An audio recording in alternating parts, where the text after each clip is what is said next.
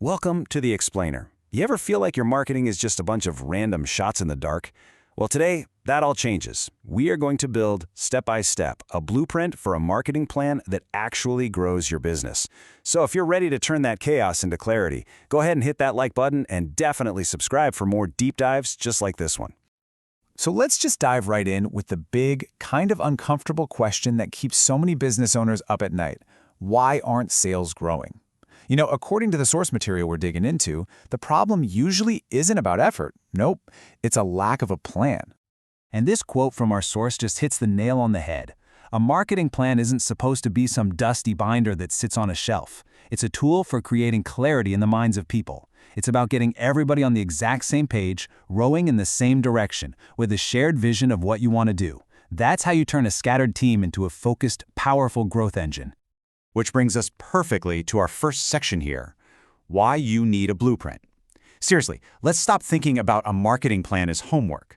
Let's start seeing it for what it truly is, an architect's blueprint for your business's future. I mean, you wouldn't build a house without one, would you? Of course not. Just look at this. This says it all, right? Without that blueprint, you were just guessing. You're wasting time, you're wasting money, you're wasting energy on stuff that probably leads nowhere. But with a plan, every single action, every dollar spent has a purpose. It takes all that ambition and focuses it, turning pure guesswork into a clear road to growth. Okay, so the very first step in drawing up our blueprint is to survey the landscape. Just like an architect, you've got to understand the terrain you're building on. And for us in the business world, that means conducting a marketing audit and what's called a SWOT analysis. So what in the world is a marketing audit? Well, the source defines it as a systematic, objective examination of where you stand right this second. This isn't about what you wish was true. It's about taking a good, hard, brutally honest look in the mirror to understand the cold, hard facts of your business as it is today. And the source material gives us this fantastic, simple framework for the audit. You need to look at 4 key areas. Your mission, that's your big why. Your products, what do you actually sell and what problem does it solve? Your markets, who are you currently talking to? And finally, a really sharp, honest look at your competitors. If you can get these 4 things down on paper, you've got a rock-solid foundation. Now, once you have all that data from your audit, the SWOT analysis becomes your best friend. As you can see here, it's a simple way to separate what's happening inside your company, your strengths and weaknesses, from all the stuff happening out in the world, the opportunities and threats. This little grid right here, this is where your strategy really starts to take shape. All right, so we've surveyed the land, we know exactly where we stand. Now it is time to actually start designing the building. This is our strategy phase, where we set our goals and decide exactly who we're building this for. And you know, strategy isn't some big, mysterious thing. The source breaks it down into this really simple 3-step process. First, set specific, measurable sales goals. Second, slice up the whole market into different, manageable chunks. And third, figure out how to position your product so it's absolutely irresistible to that one specific group you've decided to go after. And here is a fantastic example from the source material.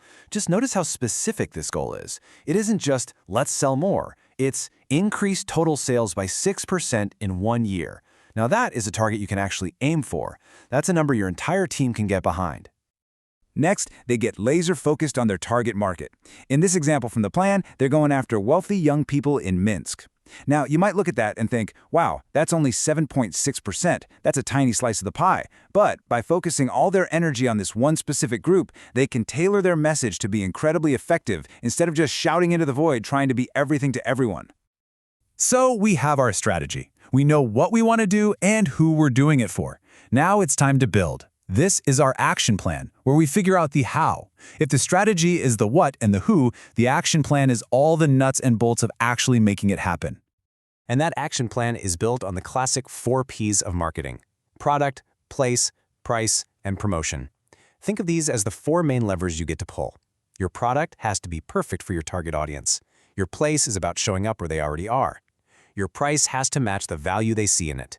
And your promotion is how you tell them your story. You get these 4 things right and you are golden. And finally, we get to the last crucial piece of our blueprint, the budget.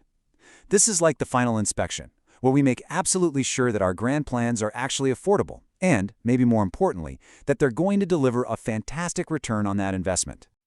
And check out this great example from the source. See how the budget is clearly broken down into different activities.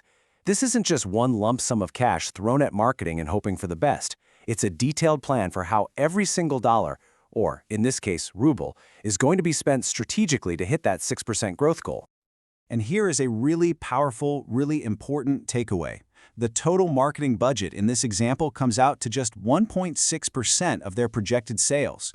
This is absolutely critical. It shows that their marketing plan isn't just an expense, it's directly tied to their revenue goals. It's not a cost center, it's an investment engine for growth. So, there you have it, the whole blueprint from start to finish. You now have a framework for turning random marketing chaos into a focused, powerful plan for growth. So the only question I'll leave you with is this. When you look at your own business, what's the very first brick you need to lay? I really hope this explainer has given you the tools and maybe the confidence to start building your own marketing blueprint. If it did, do me a quick favor and hit that like button. And of course, make sure you're subscribed so you don't miss our next deep dive. Thanks for watching.